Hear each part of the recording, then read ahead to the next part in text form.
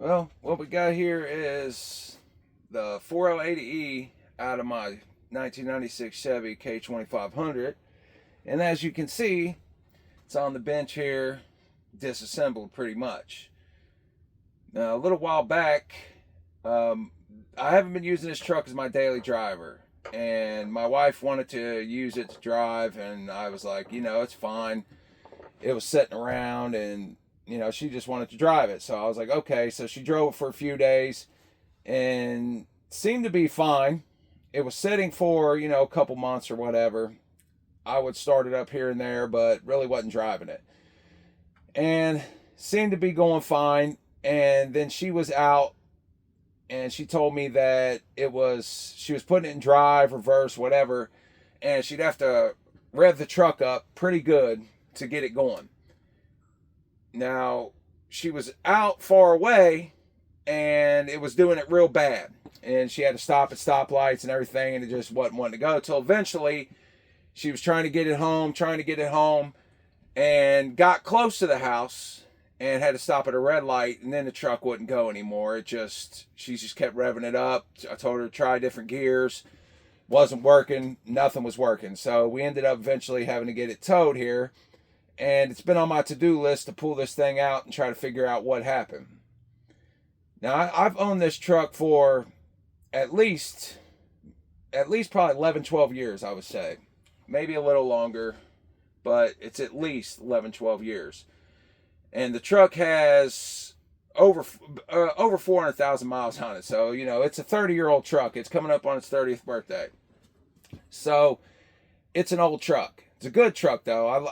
It's to the point to where like I feel like I would just own this truck forever because I just, I like Chevys, and I love those Chevys in the 90s particularly. Now, I would obviously prefer to have the LS engines versus the 5.7 Vortec that's in the truck, but I had planned on at some point maybe trying to put a 6.0 in it, but just never got around to it. Well, I've been waiting, and I finally, for the past couple days, I pulled the transmission out, lugged it up in here, pulled it up, and disassembled it. Now, I was trying to figure out what was going on with it. I knew it was bad because when I pulled the transmission fluid, well, obviously I knew it was bad because it wouldn't go, but I knew it was real bad when I pulled the transmission pan down to try to get some of the fluid out, and the transmission fluid is just straight black, and it stinks. So, obviously there was some kind of overheating or something. I don't know what caused it. That's the problem is I don't know if maybe there wasn't enough fluid in it, which doesn't seem likely because, I checked it semi-regularly and it never really had any like leaks or anything. So I don't think it was fluid, but it could have been because I hadn't checked it in a while, and she was driving it. Could have been water got in somehow. Don't know. I don't see any evidence of any water. Or it could just be that it was at its time. Because I was trying to wonder when I was taking this apart, I really wanted to know was whether this was the original transmission that was in the truck. Now, I don't know if it's the original transmission, but from what I can tell, it looks like to me like this is still how it was assembled in the factory. So, transmission lasts that long, pretty good. These transmissions are, pretty popular, and they're pretty good transmissions. There are some issues with it, just like with any transmission, and I'll show you what I think caused the failure here in a few, but let's take a look here. You can see some of the fluid maybe. There's still some fluid in there, and it's just black. Straight black, and it just stinks so bad. But I've took apart, and I can definitely see signs of overheating. I mean, you look at this. Now let's get this out of the way. I'm no transmission expert by far. I don't even know the names of all of these parts off the top of my head. Now, I had to watch a couple videos myself to try to familiarize myself with it, and I'm semi-familiar. And by the time I'm done, I'm quite certain that I'll be, I'll be confident in knowing what a lot of these parts are and everything. I've never rebuilt a transmission. Never. Never in my life. But I've yet to meet anything mechanical that I can't do, given time. Because it's all just, once you understand core basic principles of anything, I feel like that, you can do it if you just set your mind to it. So I'm confident I'll be able to do this. And maybe I'll, tape some videos of me struggling through it. But we'll see when that comes, because this is not going to be cheap to rebuild this. Now, I have to weigh whether or not I should just rebuild this or do what I typically would do, and that is try to find a junkyard transmission or try to find somebody that has a 4080 and just put it back in. And that would probably, it could be cheaper, or it could be, could not be. Now, this is from a 96, and I know that from 96 to 97, they changed some things. So the transmission cooler lines, for instance, they both come to the front of the case here on the 96. And they changed it in 97 to have one of the transmission cooler lines go to the rear. So that way, the case would be cooler, and the transmission fluid would be able to get to the back, and it ended up being a lot better. This was the last year that they used this, or they switched it in 97 is all I know. And I don't know if any of the parts from the 97 up, from the inner part, maybe there's some things that can interchange, but maybe not. So I would typically have to probably find a 96 4080E to put back in here, and that's gonna be harder, a lot harder. Now, I imagine that I could maybe find a 97 or later and put it on if I was just to extend that transmission cooler line. I would think that it would work, but I'm not 100% positive. I don't know if it's direct bolt or if I'd have to do some other modifications. I'd have to research that. But now, like I said, you can really tell that this thing's overheated. I mean, a lot of these parts, they may not even be usable. Now, some of them I know is not going to be usable. But first, let's share here. If we look at the input shaft, you can see evidence of, overheating right here. Now, the journals I don't feel any groovings in any of the journals. So maybe this input shaft can be reused. But let's talk about why, looking at this, why I think that it's the original. Now, there's these Teflon seals here that come on this. And I know that if you get them now, they'll typically come as, not as one piece, but as a cut Teflon seal. That way they're easier to put on, because before you had to have a specialized tool or struggle to get them on.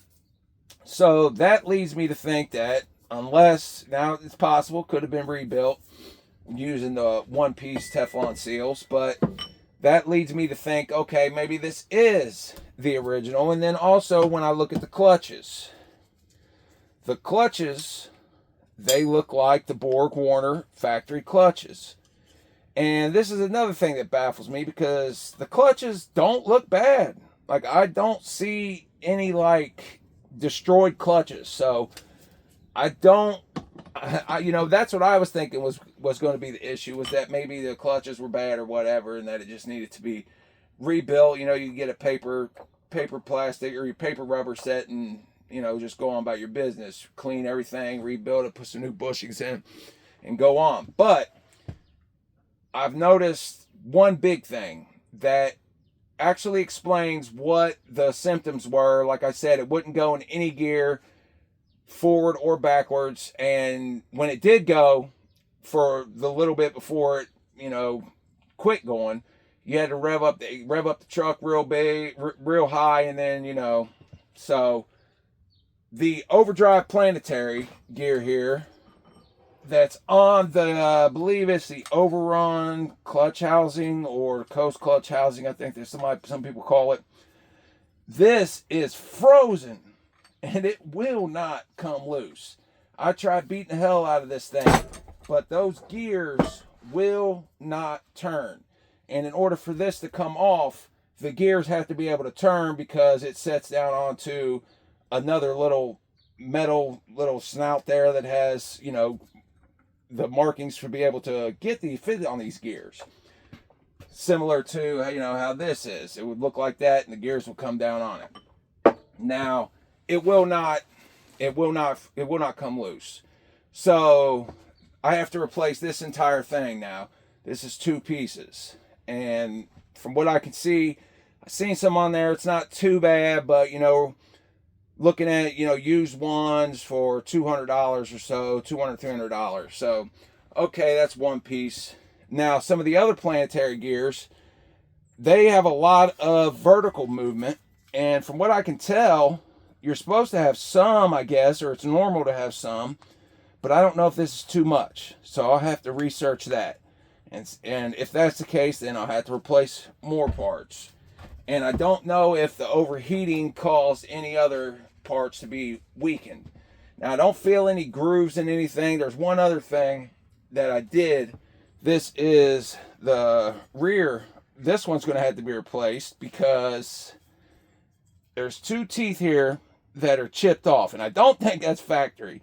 I'm pretty sure that this is where the parking pawl engages whenever you put it in park. And it looks like that maybe from the overheating, or maybe it happened, you know, some other time. Looks like 2 of the teeth chipped. Now, I didn't find any pieces of metal in here that I can tell so far. So I'm going to have to, you know, clean all these parts a little bit more. Maybe I will find the 2 pieces of metal there. But I don't think that's supposed to be like that from what I can tell. And if it is supposed to be like that, I wouldn't understand why. But yeah, so you know, the bands look, everything looks okay. The pump looks fine. I don't see any markings on anything, any of the journals. I thought that maybe the torque converter was going bad, or the input shaft splines here, I thought maybe they stripped out and it wasn't wanting to go.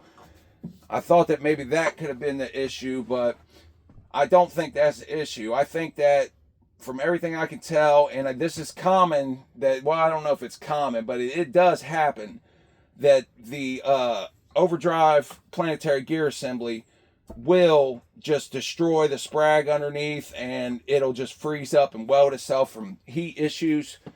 And if that's the case, that does explain, you know, the problem. So anyway, I thought I'd share this with you guys, and I don't know, maybe I'll clean it all up and we'll see what the final cost is going to be, because at the moment, replacing this and probably replacing the rear planetary gear, the overdrive planetary gear, the overrun clutch housing, and then some of the typical upgrades that, you know, from what I can see that people do on these. Now, obviously, I don't need it to be, you know, be able to handle 900 horsepower, but I do want to, you know, to be able to handle the tow some. So we'll upgrade it a little bit, not too crazy, but from what I can tell, it's looking so far like this will probably cost me anywhere between 800 up, maybe something like that. I don't know. Like I said, this piece about 200-300. I don't know how much this piece is going to be. Maybe the input shaft is bad because of the overheating, and you know, we'll see. Or maybe I can try to find one and just slap it in the truck and call it a day. I mean, it is a 30-year-old truck. It's not a show truck, so I guess we'll see. But anyway, if you guys know anything about transmissions, and you're probably more, you know, knowledgeable than I am when it comes to this, maybe you can leave in the comments what you think about this issue here with the overdrive planetary gear freezing, if that was, you know, what caused the transmission. Now, I have to figure out why. That's the issue. Why did it overheat like that? And, you know, there could be more problems that I don't know about. But anyway, I'm going to clean these parts up, and maybe if I find out something more definite, I can make another video. And, you know, like I said, if I do the rebuild, maybe I'll do a video on that. But anyway, appreciate you watching. Leave down in the comments if you know anything. Take it easy.